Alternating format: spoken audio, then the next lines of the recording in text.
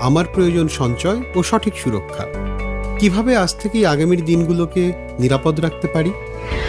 নিরাপদ ভবিষ্যতের পরিকল্পনা শুরু হতে পারে আজ থেকেই। মেটলাইফের এন্ডাওমেন্ট আপনার পরিবার ও ভবিষ্যতের আর্থিক সুরক্ষা নিশ্চিত করার জন্য সঠিক ইন্স্যুরেন্স পলিসি।